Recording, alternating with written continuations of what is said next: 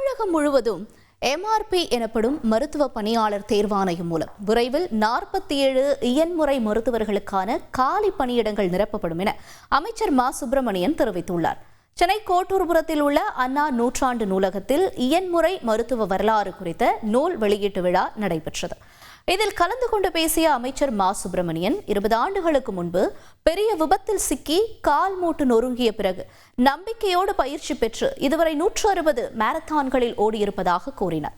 இதற்கு காரணம் இயன்முறை மருத்துவர்கள்தான் என்று கூறிய அவர் விரைவில் 47 இயன்முறை மருத்துவர்களுக்கான காலி பணியிடங்கள் நிரப்பப்படும் என்றும் தெரிவித்தார். கிருஷ்ணகிரி மாவட்டம் ஊத்தங்கரை வட்டம் சென்னானூர் கிராமத்தில் தொல்லியல் அகழாய்வு நடைபெற்று வருகிறது.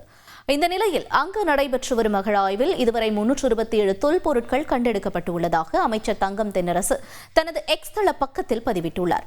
கண்ணாடி மற்றும் சங்கு வளையல் துண்டுகள், தக்களிகள் குறி வச்சா தப்பக்கூடாது. இங்க ஒருத்தர் இறால் பண்ணையில 12 லட்சம் ரூபாய் சம்பாதிக்கிறாரு. எப்படின்னு தெரிஞ்சுக்க ஃப்ரீடம் ஆப்பை டவுன்லோட் பண்ணுங்க.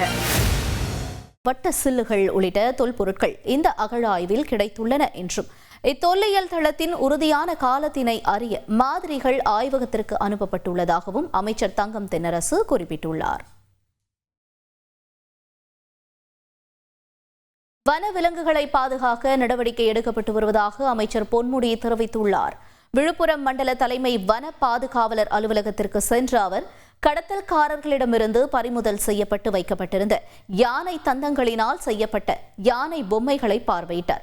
பின்னர் செய்தியாளர்களிடம் பேசிய அமைச்சர் பொன்முடி யானை தந்தங்களினால் செய்யப்பட்ட கைவினைப் பொருட்கள், செயின் ஆகியவை பறிமுதல் செய்து 12 பேர் கைது செய்யப்பட்டுள்ளதாக தெரிவித்தார். வன விலங்குகளை பாதுகாக்க முதலமைச்சர் மேற்கொண்ட நடவடிக்கையால் இதுபோன்ற கடத்தல்கள் கண்டுபிடிக்கப்பட்டு வருவதாகவும் அமைச்சர் கூறினார்.